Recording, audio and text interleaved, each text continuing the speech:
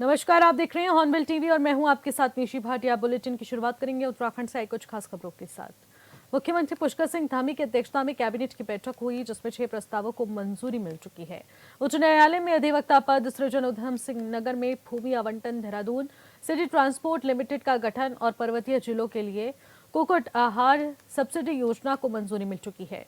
सरकार के इन फैसलों से प्रदेश के विकास और यातायात सुधारों में मदद मिलेगी, साथ ही किसानों को भी लाभ पहुंचेगा। पशुपालन विभाग के तहत कुक्कुट आहार सब्सिडी योजना को मंजूरी मिल चुकी है। राज्य के 9 पर्वतीय जिलों के लिए योजना को लाया गया है, जिसमें से 1 किग्रा चारा खरीदने पर 10 रुपए की सब्सिडी सरकार देगी। उधम सिंह नगर में 9.918 हेक्टेयर भूमि जिला विकास प्राधिकरण को आवंटित की गई है।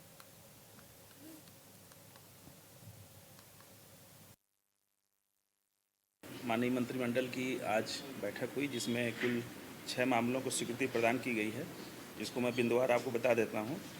महाधिवक्ता कार्यालय माननीय उत्तराखंड उच्च न्यायालय में 2 पदों का सृजन किया गया है।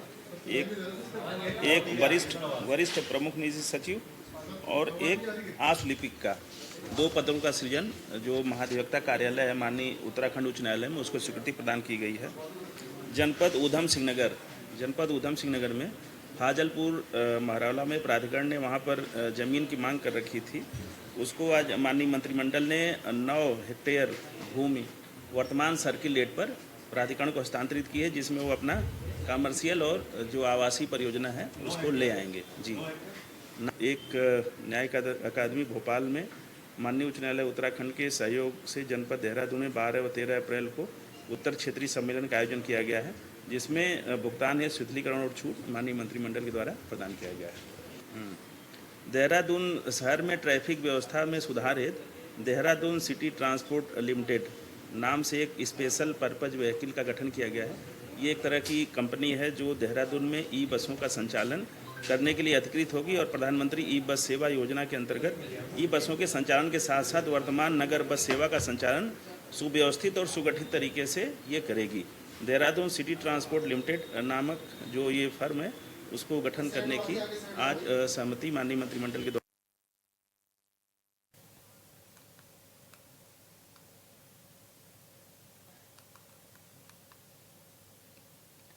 तो कैबिनेट बैठक में 6 महत्वपूर्ण प्रस्तावों को मंजूरी मिल चुकी है और देहरादून में सिटी ट्रांसपोर्ट लिमिटेड का गठन किया गया है, जो कि बहुत ही लाभदायक होगा। सब्सिडी योजना के तहत भी कई पर्वतीय क्षेत्रों को इससे लाभ पहुंचेगा। तो ऐसे तमाम 6 महत्वपूर्ण प्रस्ताव हैं जिनको मंजूरी मिल चुकी है। आखिर जो ये 6 महत्वपूर्ण प्रस्ताव हैं वो किस प्रकार के हैं, इस पर ज्यादा जानकारी के साथ योगेश आर्य हमारे संवाददाता सीधे हमारे साथ जुड़ रहे हैं। योगेश, कैबिनेट बैठक में 6 महत्वपूर्ण प्रस्तावों को मंजूरी मिल चुकी है। आखिरकार ये 6 महत्वपूर्ण प्रस्ताव कौन कौन से हैं, क्या भूमिका रहेगी? हाँ, देखिए नीचे कैबिनेट बैठक जो है वो आज मुख्यमंत्री पुष्कर सिंह धामी की अध्यक्षता में हुई है और इसमें करीब 1 घंटे तक चली मंत्रिमंडल की बैठक में 6 महत्वपूर्ण प्रस्ताव को मंजूरी मिली है। अगर पहले प्रस्ताव की बात करें तो महाधिवक्ता कार्यालय में उत्तराखंड उच्च न्यायालय में 2 पद को सर्जित किया गया है, जिसमें वरिष्ठ प्रमुख निजी सचिव और आशुलिपिक सर्जित किए गए हैं। ये 2 पद सर्जित किए गए हैं। इसके अलावा उधम सिंह नगर के अगर हम दूसरे प्रस्ताव की बात करें तो भागलपुर महाराणा क्षेत्र में प्राधिकरण को 9 हेक्टेयर भूमि वर्तमान सर्किल रेट पर देने का निर्णय लिया गया है। इसके साथ साथ तीसरे अगर हम बात करें तो देहरादून में ट्रैफिक व्यवस्था को सुधारने के लिए देहरादून सिटी ट्रांसपोर्ट लिमिटेड नामक विशेष कंपनी गठित की गई है, जो प्रधानमंत्री बस सेवा योजना और नगर बस संचालन को संभालेगी। इसके साथ साथ पोल्ट्री सेक्टर को बढ़ावा देने के लिए भी रोजगार व प्लान रोकने के लिए नई ऊर्जा योजना स्वीकृत की गई है, जिसमें 3000 तक मुर्गी पालन पर प्रति किलो चारा पर 10 रुपए की सब्सिडी जो है वो दी जाएगी। राज्य के लोगों को समय पर सेवाएं सुनिश्चित करने के लिए राइट टू सर्विस एक्ट के तहत वार्षिक प्रतिवेदन को विधानसभा पटल पर रखने की अनुमति दी गई है। यानी कि 6 महत्वपूर्ण विषय जो है वो लाए गए हैं, जिसका लाभ सीधे तौर पर जो है राज्य की जनता को मिलता हुआ नजर आएगा। जी बिल्कुल योगेश, और एक तरफ यहाँ पर देखने को मिल रहा है सब्सिडी योजना के तहत पर्वतीय क्षेत्रों में जितने भी शहर बसे हैं उनके लिए एक तमाम योजनाओं का यहाँ पर भी सूचना जारी की है, जिसमें कुक्कुट जो महत्वपूर्ण यहाँ पर आहार है उसकी सब्सिडी को लेकर भी बातचीत की गई। आखिरकार क्या है ये योजना? देखिए, जो ये योजना लाई गई है, निश्चित तौर पर जो पहाड़ी क्षेत्र के लोग हैं उनको जो है इसका लाभ मिलता हुआ नजर आएगा, क्योंकि हम अक्सर कर देखते हैं कि लोगों को जो है वहाँ के पलायन को रोकने के लिए तमाम योजनाएं लानी पड़ती हैं और उनको जो है कहीं ना कहीं उनसे जोड़ने के लिए इस तरह की योजनाएं पहले भी लाई गई हैं ताकि वहाँ के जो लोग हैं वो इन योजनाओं से जुड़कर वहाँ के प्लान को रुके। और इस तरह से इसमें एक पोल्ट्री फार्म का भी जो है लाई गई है कि 3,000 तक मुर्गी पालन को प्रति किलो चारा जो है 10 रुपये की सब्सिडी के हिसाब से दिया जाएगा। तो उसमें भी ये प्रावधान किया गया। तो यानी कि जो है आने वाले वक्त में आप देख पाएंगे कि जो लोग हैं उनको काफी लाभ मिल पाएगा। और जिस तरह से पहाड़ी क्षेत्र में जो है प्लान की समस्या बड़ी आती है क्योंकि वहाँ से किसानी करना बड़ा कठिन रहता है, लेकिन ये लोग जब सरकार की राहत मिलती है तो उस पर जो है काम करते हैं, उनका फायदा भी निश्चित तौर पर मिलता है। तो इससे भी जो है आने वाले वक्त में जो पहाड़ी क्षेत्र के लोग हैं इनको फायदा मिलता हुआ नजर आएगा। ठीक है योगेश, बहुत बहुत शुक्रिया तमाम जानकारी के लिए। खबरों पर नजर बनाए रखिएगा। इसी के साथ अगली खबर का रुख करेंगे। मुख्यमंत्री पुष्कर सिंह धामी ने स्वतंत्रता संग्राम सेनानी, प्रखर वक्ता, समाज सुधारक और भारत रत्न पंडित गोविंद बल्लभ पंत की जयंती पर उन्हें याद किया। उनके चित्र पर श्रद्धा सुमन अर्पित कर सीएम धामी ने श्रद्धांजलि अर्पित की। और इस मौके पर सीएम ने कहा कि उत्तर प्रदेश के पहले मुख्यमंत्री और देश के गृह मंत्री रहते हुए पंडित गोविंद बल्लभ पंत जी की आधुनिक भारत के निर्माण में अहम भूमिका रही है। उनके विचार हमेशा सदैव जनसेवा और राष्ट्र सेवा के लिए प्रेरित रहेंगे।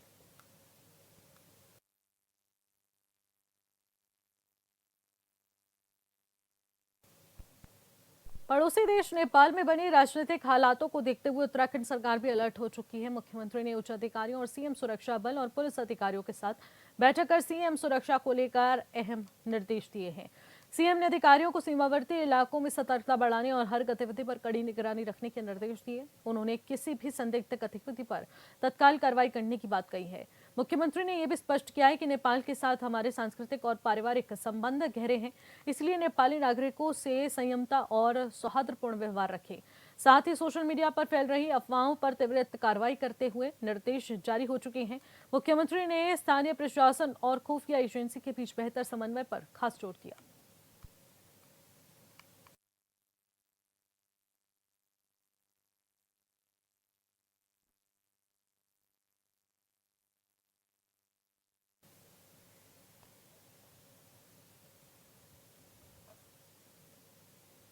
उत्तराखंड में चारधाम यात्रा का दूसरा चरण शुरू हो चुका है। शुरुआती दिनों में खराब मौसम के चलते यात्रा को 5 सितंबर तक रोक दिया गया था, लेकिन अब 6 सितंबर से पुनः यात्रा को सुचारू किया गया है। बाबा केदार, बद्रीनाथ और हेमकुंड साहिब की यात्रा सुचारू रूप से जारी है। गढ़वाल आयुक्त विनय शंकर पांडे ने बताया कि गंगोत्री और यमुनोत्री मार्ग पर अभी भी सड़क संबंधी कुछ समस्याएं बनी हुई है। हालांकि छोटी गाड़ियां निकल पा रही हैं, लेकिन यात्रियों की सुरक्षा को ध्यान में रखते हुए इन मार्गों पर मरम्मत कार्य जारी है। उम्मीद यही जताई जा रही है कि 15 सितंबर तक सभी मार्ग पूर्णतः बहाल कर दिए जाएंगे और उसी दिन से हेली सेवाएं भी सुचारू हो जाएंगी। आयुक्त ने श्रद्धालुओं से अपील करते हुए कहा कि देवभूमि हमेशा से श्रद्धालुओं के स्वागत और अतिथि के लिए यहां तत्पर रहती है, तो सभी श्रद्धालु चारों धामों केदारनाथ, बद्रीनाथ, गंगोत्री और यमुनोत्री आकर दर्शन करें और आशीर्वाद लें।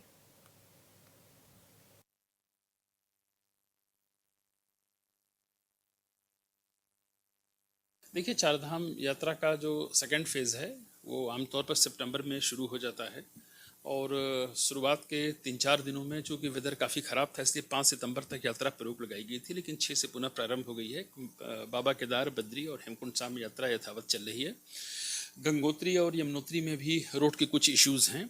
हालांकि छोटी गाड़ियाँ निकल सकती हैं, लेकिन अभी भी सुरक्षा की दृष्टि से जब तक उसमें थोड़े बहुत काम और न हो जाएं, लेकिन हम उम्मीद कर रहे हैं कि 15 सितंबर तक आते आते ये सभी रूट हमारे थ्रू हो जाएंगे और 15 तारीख से हमारी हेली सर्विसेज भी प्रारंभ हो जाएंगी। क्या कुछ अपील करेंगे श्रद्धालुओं से भी बड़ी संख्या में नहीं, श्रद्धालुओं से, देवभूमि तो हमेशा से श्रद्धालुओं के स्वागत के लिए और उनके आतिथ्य सत्कार के लिए तत्पर रहती है।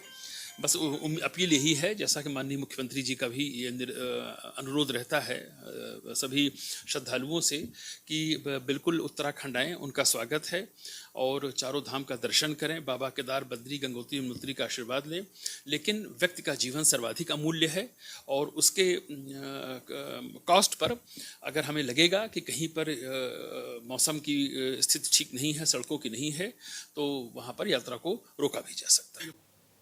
धामी सरकार ने 4 सालों में 25,000 युवाओं को सरकारी नौकरी देने का दावा किया है, जिसको लेकर प्रदेश कांग्रेस ने धामी सरकार को उन सभी नौकरी पदों पर कार्य कर रहे युवाओं के आंकड़ों को लेकर लिस्ट जारी करने को लेकर सवाल उठाया है, जिस पर पलटवार करते हुए बीजेपी के प्रदेश प्रवक्ता कमलेश रमन ने कहा कि सरकार युवाओं के लिए लगातार कार्य कर रही है। जिन युवाओं को रोजगार मिला है, कांग्रेस उनसे जाकर क्यों नहीं पूछती, उनसे क्यों नहीं आंकड़े लिए जाते। युवा धामी सरकार से खुश हैं, लेकिन कांग्रेस का ये पूरी तरह से जो बयान है, जो इसके तंज हैं, वो पूरी बर्दाश्त नहीं हो पाएंगे। राहुल गांधी के साथ पूरी कांग्रेस की आदत बन चुकी है कि आंकड़ों को मांगने की। हर चीज के आंकड़े कांग्रेस को देने जरूरी नहीं है।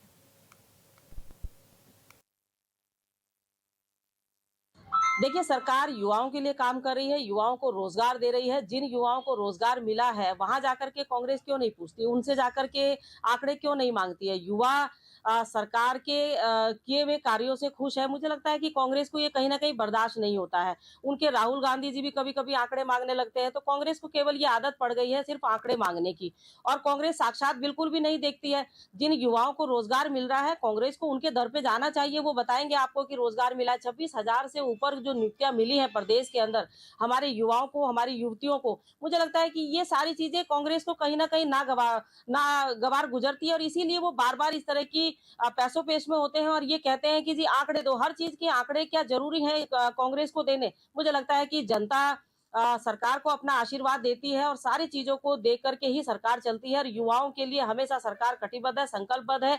उनको रोजगार देना है और उस रोजगार को लेकर के सरकार चल रही है। जहां पर भी आवश्यकता पड़ेगी सरकार युवाओं को रोजगार देने से पीछे नहीं हटेगी। अगर आंकड़े चाहिए कांग्रेस को, तो मुझे लगता है कि उन्हें युवाओं। मुख्यमंत्री धामी ने मानसून खत्म होते ही सरकार पुनर्निर्माण से जुड़े कामों में स्थानीय लोगों को प्राथमिकता देने की बात कही है, जिसकी प्रशंसा करते हुए भाजपा की प्रदेश प्रवक्ता कमलेश रमन ने बताया कि बीजेपी सरकार की प्राथमिकता रहती है कि जो स्थायी लोग हैं उनके द्वारा ही निर्माण कार्य किया जाए तो बहुत अच्छा होता है। ये भी रोजगार की श्रेणी में ही है। मानसून का सीजन खत्म होने और मानसून के समय में जो सड़कें, नालियां और अतिरिक्त हुए नुकसान के पुनर्निर्माण के लिए मुख्यमंत्री धामी द्वारा स्थानीय लोगों को काम दिया जाएगा, वो बहुत अच्छा है।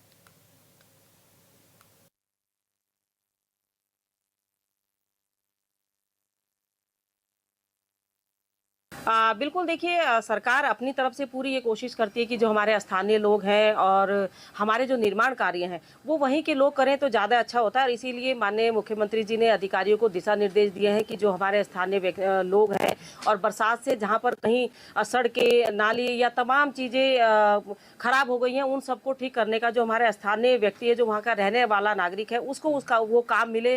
तो मुझे लगता है कि ये रोजगार की ओर से, एक स्वरोजगार की ओर भी जाने की एक बहुत अच्छी पहल है। और जिस तरीके से स्वयं सहायता समूहों को आगे बढ़ा करके उनको काम दे करके सरकार अपना जो है एक बेहतर कार्य कर रही है, मुझे लगता है कि इसी ओर ये माननीय मुख्यमंत्री जी ने किया है कि जब हमारी बरसात खत्म होगी तो तमाम सारे जो कार्य होंगे, जो निर्माण कार्य होंगे, वहाँ के स्थानीय लोग करेंगे। और जो विभाग है, विभाग उनके साथ में समन्वय बना करके लोगों के बीच में इन सारी चीज़ों को सही करने का काम करेंगे। और ये सरकार की बहुत अच्छी पहल है कि हमारे जो स्थानीय युवा है उसको भी रोजगार मिल जाएगा, जो स्थानीय वहाँ पर हमारे लोग रहने वाले हैं उनको भी इसमें कहीं ना कहीं फायदा पहुंचेगा। उत्तराखंड कांग्रेस ने प्रधानमंत्री से राज्य के लिए 20,000 करोड़ के विशेष राहत पैकेज की मांग की है। प्रदेश कांग्रेस अध्यक्ष करण माहरा का कहना है कि राज्य की मौजूदा आपदा को राष्ट्रीय आपदा घोषित कर दिया जाए और प्रभावित हर परिवार को कम से कम 10-10 लाख की तत्काल सहायता मिले। उन्होंने कहा कि अकेले ज्योतिर्मठ के पुनर्निर्माण में ही 6,000 करोड़ की जरूरत है, जबकि धामी सरकार ने केंद्र से केवल 5,700 करोड़ रुपए मांगे हैं। करण माहरा ने केंद्र और राज्य सरकार से विशेषज्ञ टीमों की तैनाती कर भविष्य की आपदाओं से निपटने पर ठोस रणनीति बनाने की मांग की है।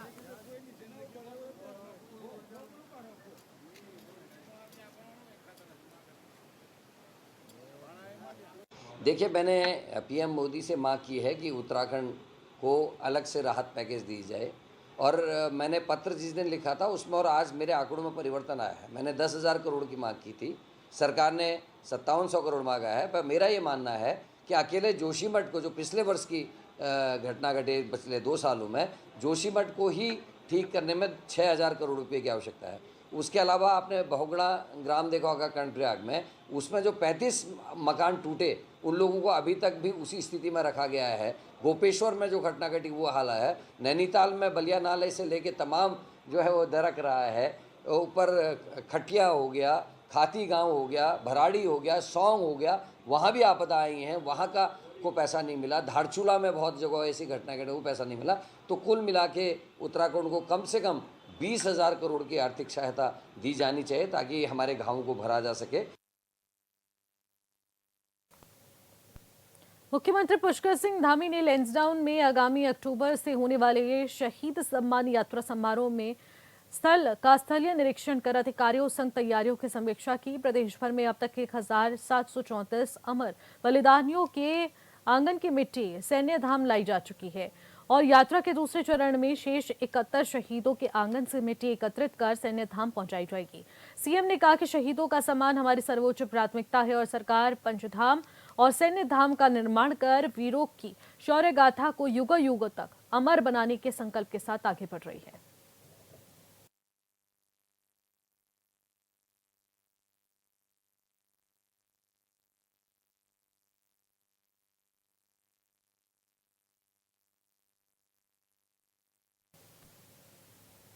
उत्तराखंड में आपदा से इस बार भारी नुकसान हुआ है और ऐसे में देश के प्रधानमंत्री नरेंद्र मोदी खुद इसका जायजा लेने उत्तराखंड पहुंच रहे हैं, जिसके लिए तैयारियां भी तेज हो गई हैं। वहीं बीजेपी विधायक दुर्गेश्वर लाल का कहना है कि प्रधानमंत्री का लगाव उत्तराखंड से बहुत ज्यादा है।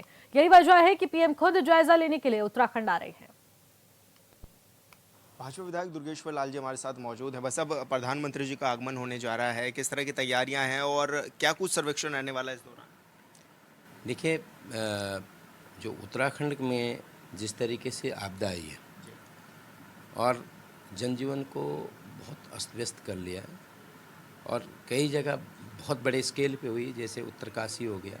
उत्तरकाशी के थराली और जो हर्षिल है, धराली में और जो हर्षिल में आपदा आई है, वहाँ पे लोगों की जानें भी गई है और साथ साथ जान के साथ साथ माल का भी बड़ा नुकसान हुआ है। प्राइवेट प्रॉपर्टीज़ बहुत डैमेज हुई है, गवर्नमेंट प्रॉपर्टीज़ भी डैमेज हुई है और इसी तरीके से स्याना चट्टी हो गई। अपने जो चारधाम यात्रा का प्रथम द्वार पड़ता है यमुनोत्री, तो यमुनोत्री रूट पे कई जगह ऐसी जो है परिसंपत्तियाँ जीर्ण शीर्ण हुई है सड़कों की, और आपने चमोली में हो गया, अन्य डिस्ट्रिक्ट्स में भी कई जगह नुकसान हुआ है। लेकिन ये सिर्फ ओनली पर्टिकुलरली एक जगह नहीं है, पूरे उत्तराखंड में बहुत बड़ा नुकसान है। आपकी खास करके अगर मैं अपनी बात करता हूँ तो मेरी विधानसभा की ही बात करूँ, अभी 3 दिन पहले नौगांव एक जो है वो भी चारधाम रूट का एक पहला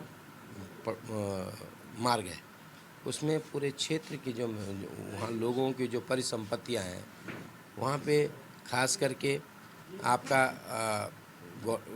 कई सारी जो सड़कें हो गई, प्राइवेट प्रॉपर्टी हो गई, लोगों के घर में पानी भर गया, क्लाउड ब्लास्ट हुआ, तो उसने एक्चुअली लोगों की जो है रीढ़ की हड्डी तोड़ के रखी है।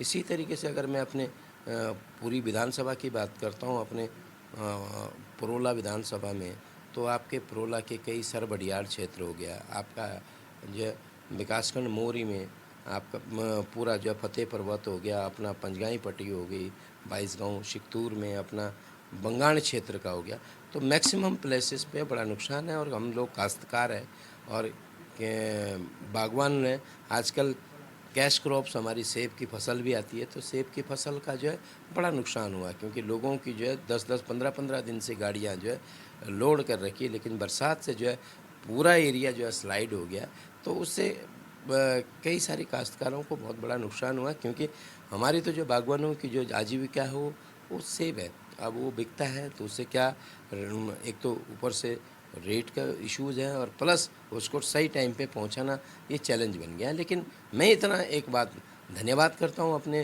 प्रदेश के मुख्यमंत्री जी का कि उन्होंने हर संभव हमें किसी भी तरीके से कोई कमी नहीं दी है।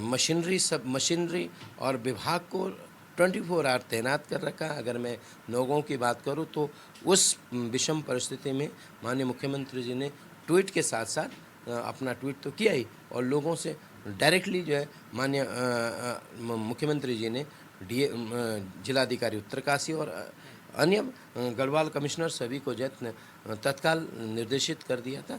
मैं तो जाहिर सी बात है 24 आवर जो है अपने क्षेत्र में रहता हूं और क्षेत्र के तमाम लोगों के साथ कम्युनिकेशन बनाया हुआ, और लोगों के साथ चाहे जिलाधिकारी हो, अपना एसडीएम हो, वहाँ के विभागीय लोग हैं, सब लोगों को जो है युद्ध स्तर पे कार्य के लिए, तो इसका जो इन तमाम चीज़ों का जो नुकसान हुआ है, इसी के परिप्रेक्ष्य में हमारे देश के यशस्वी प्रधानमंत्री आदरणीय मोदी जी जो 11 तारीख को का प्रस्तावित जो कार्यक्रम है कि उत्तराखंड का एक हवाई सर्वेक्षण करेंगे, वो खास करके जो धराली में आपदा आई है और साथ साथ जानकी चट्टी इधर नौगांव क्षेत्र का जो एरिया है और अन्य भी पूरे उत्तराखंड में कई जगह आपका चाहे रुद्रप्रयाग हो, चमोली हो, सो मेनी प्लेसेस देर, तो काफ़ी जगह जो नुकसान हुआ तो उनका जो है आकलन करके मुझे लगता है कि जिस तरीके से माननीय मुख्यमंत्री जी एक्टिव है और अपने उत्तराखंड के प्रति संवेदनशील है, सभी अधिकारियों को तैनात कर रखा है कि आप रिपोर्ट तैयार कीजिए। और बड़ी खुशी की बात यह है कि भारत सरकार से एक जो है आपदा एक टीम आई थी जिन्होंने पूरा हमारे क्षेत्र उत्तरकाशी डिस्ट्रिक्ट का आकलन तो किया ही किया, साथ साथ उत्तराखंड की भी तमाम जगहों पे जहाँ पे नुकसान हुआ है, परिसंपत्तियों का जो है क्षति हुई है, तो उसका आकलन करके भारत सरकार ने लेके गई है। और उसी के परिप्रेक्ष्य में माननीय प्रधानमंत्री जी आएंगे और प्रधानमंत्री का इस उत्तराखंड के प्रति स्नेह और लगाव है और डेफिनेटली उसी का प्रतिफल है कि बार बार हमारे देश के प्रधानमंत्री इस छोटे से राज्य उत्तराखंड को अपना समय देते हैं। बस अब आप लोगों की ओर से क्या कुछ आकलन किया गया है? लगभग पूरे ज़िले की अगर बात की जाए तो पूरे ज़िले में लगभग कितना नुकसान हुआ होगा? मैं आपको कह रहा हूँ कि मेरे उत्तरकाशी ज़िले की अगर बात करूँ तो 800-900 करोड़ के आसपास का जो है नुकसान है। नुकसान इसलिए है क्योंकि बागवानी क्षेत्र है, प्लस जो सड़कें हैं और परिसंपत्तियाँ, लोगों के मकान बह गए और लोगों के जो है कि जो खेतिहर किसान हैं, खेती पूरी नष्ट हो गई। क्योंकि देखिए ऐसा है ना, खेती तो एक है हमारे जो है बैकबोन से, क्योंकि हम किसान हैं, खेती पे डिपेंडेंट लोग हैं, तो खेती जो है जब नष्ट होती है तो उसका बड़ा नुकसान होता है। ये एक समय के लिए उसका भले आकलन कर लें, लेकिन आने वाली पीढ़ी तक के लिए जो है खेती फिर हमें एक समय आ जाता है कि लोगों को जो है अपने रहने की जगह नहीं मिलती है, घर में खेती कृषि करने के लिए जो है ज़मीन नहीं रहती है। तो इसलिए इसका आकलन करना जो बहुत ज़रूरी था। और मुझे अभी लग रहा है कि ज़िले के हमारे अगर उत्तरकाशी ज़िले की बताए तो 850-900 करोड़ का नुकसान तो उत्तरकाशी ज़िले में हुआ। धन्यवाद सर, हमसे बातचीत करने के लिए, अपनी बात रखने के लिए। दुर्गेश्वर लाल जी हमारे साथ थे, जो कि बता रहे थे कि एक बड़ा नुकसान जो है उत्तरकाशी जिले में हुआ है और प्रधानमंत्री नरेंद्र मोदी खुद भी आकर इसका जायजा लेने वाले हैं। हॉर्नबिल टीवी के लिए देहरादून से विशाल गर्ग। फिलहाल इस बुलेटिन में इतना ही। आप देखते रहिए हॉर्नबिल टीवी। नमस्कार।